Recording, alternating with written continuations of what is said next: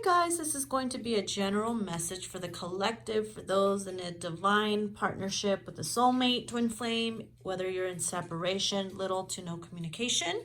All right, so decks we're going to be using is the Romantic Tarot, Tarot Sexual Magic, the Lover's Oracle, a small little love oracle card that I got off Etsy, my Unspoken Messages, Volume 2, and my Divine Love and Separation. All right, you can find my decks on the link in the bio, or you can also go to my Etsy shop. So what we have here is I block then unblock you from social media. And then we have the, right next to that is the Knave of Chalices. So as you can see, I don't know, I feel like someone gets blocked because there could be a third party, or someone's with the karmic, or maybe they're just acting up and they get pissed off or whatever, whether this is you or this is them. As you can see here, the guy looks like he's trying to write a letter, communicate, while somebody else is back here in back of his mind. Maybe this is you with someone else, or him with someone else, and that could be you. But someone gets like really angry, like they get in their feels and then they erase it and they don't send it. So it could be you know, something like, well, I block you whenever I get in my feels, and then unblock you when, you know, I figure out my emotions or whatever. So then we have I ghosted because I couldn't handle what I was feeling, so they held back. I feel like they held back with the Four of Cups here. Maybe perhaps they couldn't handle what they were feeling. A trigger, some type of, you know, anger, some type of over emotional sensation or jealousy, you know, so you block and then you just ghost, and you know, whether this is you or them. But there's also an energy of here of holding back because obviously you don't have the confidence, and you let the fear take over whenever you try to express yourself, or whenever you can't handle it, you just decide not to say shit, or you just pull back.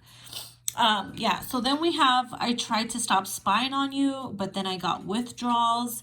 And then next to that is the Nine of Cups, which is really funny because then we have, you have been the lantern to my darkness, and the Ace of Swords here, which I found funny that this came out because the Nine of Cups has a little lantern on here, right?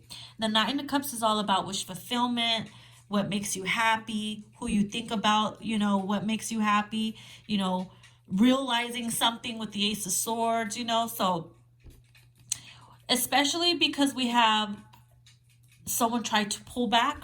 Obviously, when you try to pull back, you block someone or you ghost or whatever because you can't handle it, or you stop spying because it triggers you to see them with their karmic, or to see something that might piss you off or get you jealous in your feels. But then you start to get withdrawals, right? You start to get withdrawals because you know this person makes you happy. You know they are your wish come true. They're your everything and shit like that. And the thoughts, those positive thoughts, those memories that you guys share, that was what kept you going. That's what pushed you to see the bright side and the positive side to the situation. So it's kind of like, yeah, those positive memories that you guys had, the light side of it is literally your lantern in your dark days, and vice versa.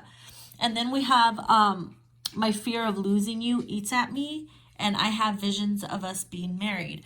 So another reason why they probably come in and out too, it's probably because they don't want to see you with anybody else. I know it sounds really crazy, especially if they're taken or someone's married, whether it's you or them, but it could be very selfish of them. Like, if, let's say, if they were the married one or with the karmic, and they didn't, and you were waiting around, and you know, you finally gather the strength to see somebody else, and then they come in and like fuck it up for you in a way, and you're like back to square one where you're just waiting on them because they convince you and shit.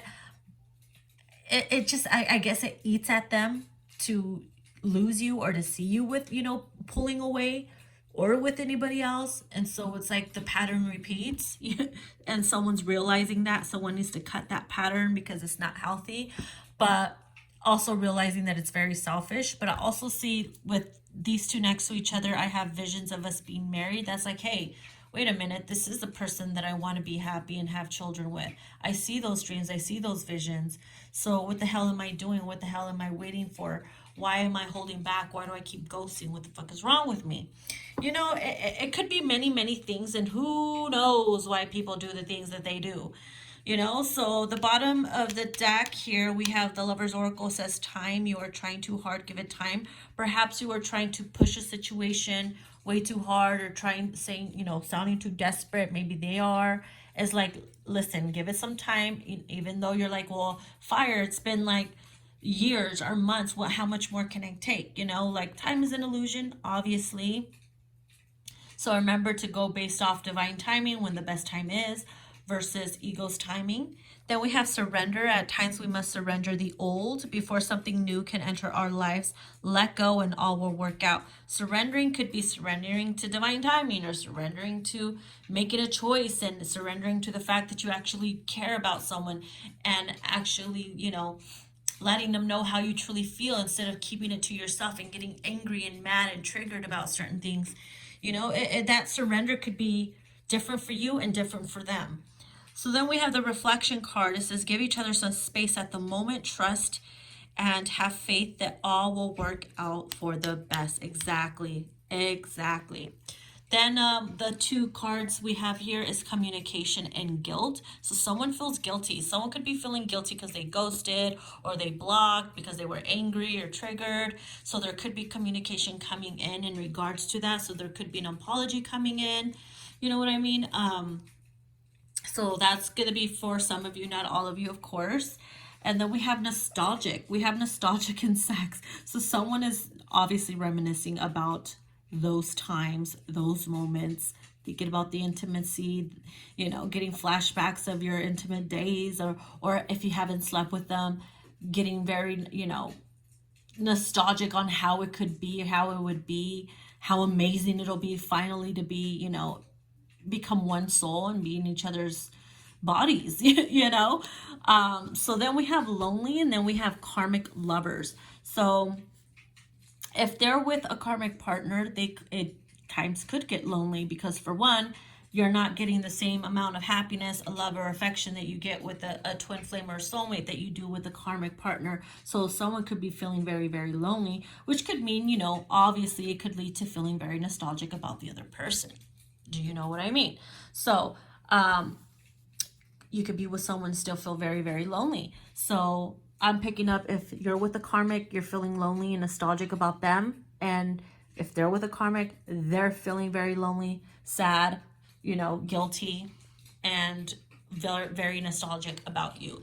So that's what I have for you guys. I hope you enjoyed it. It was quick, simple, sweet, short, for those who are living busy lives. So, all right, guys, give it a like, and I will talk to you soon. Bye.